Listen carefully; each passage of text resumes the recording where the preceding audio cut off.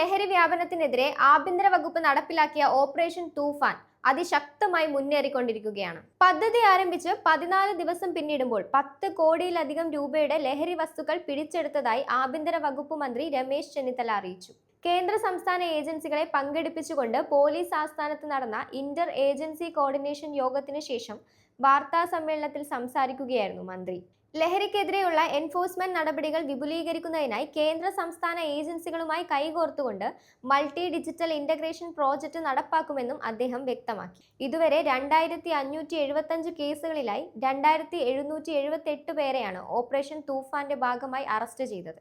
ഇവരിൽ നിന്നായി 1.589 kilogram MDMA, 146.490 kilogram കഞ്ചാവ്, 464.045 gram Ashish oil, 350.439 gram brown sugar, 11 LSD സ്റ്റാമ്പുകൾ, 141 കഞ്ചാവ് ചെടികൾ എന്നിവ പിടിച്ചെടുത്തു.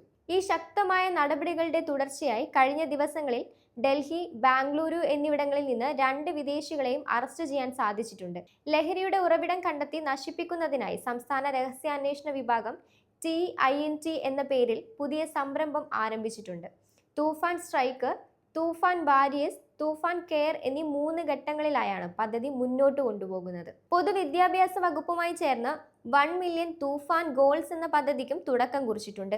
ലഹരി വിരുദ്ധ പോരാട്ടത്തിൽ പങ്കാളിയാകാൻ തൂഫാൻ വാരിയറായി പ്രവർത്തിക്കാൻ നടൻ മോഹൻലാൽ സന്നദ്ധത അറിയിച്ചിട്ടുണ്ടെന്നും അദ്ദേഹത്തെ കൂടാതെ നിരവധി സിനിമാ താരങ്ങളും മുന്നോട്ട് വന്നിട്ടുണ്ടെന്നും മന്ത്രി പറഞ്ഞു. പൊതുജനങ്ങളും തൂഫാൻ വാരിയേഴ്സായി മുന്നോട്ട് വരണമെന്ന് അദ്ദേഹം അഭ്യർത്ഥിച്ചു. അറസ്റ്റിനൊപ്പം തന്നെ ബോധവൽക്കരണത്തിനും പോലീസ് മുൻഗണന നൽകുന്നുണ്ട്. ഇതിന്റെ ഭാഗമായി ഇതുവരെ 1526 ബോധവൽക്കരണ ക്ലാസുകളും 138 കൗൺസിലിംഗുകളും സംഘടിപ്പിച്ചു. ലോക ലഹരി വിരുദ്ധ ദിനമായ ജൂൺ 26-ന് സംസ്ഥാനത്തെ എല്ലാ നിയോജക മണ്ഡലങ്ങളിലും MLA-മാരുടെ സാന്നിധ്യത്തിൽ വിപുലമായ ബോധവൽക്കരണ പരിപാടികൾ സംഘടിപ്പിക്കും. വിമാനത്താവളങ്ങൾ, തുറമുഖങ്ങൾ എന്നിവ കേന്ദ്രീകരിച്ച് സമയബന്ധിതമായി യോഗങ്ങൾ ചേരുന്നതിനും ശാസ്ത്രീയ നടപടിക്രമങ്ങളിലൂടെ ലഹരി വേട്ട ഫലപ്രദമാക്കാനും യോഗത്തിൽ തീരുമാനമായിട്ടുണ്ട്. ലഹരി വസ്തുക്കൾ കണ്ടെത്തുന്നതിന് പോലീസ് നായകൾക്ക് പ്രത്യേക പരിശീലനം നൽകും.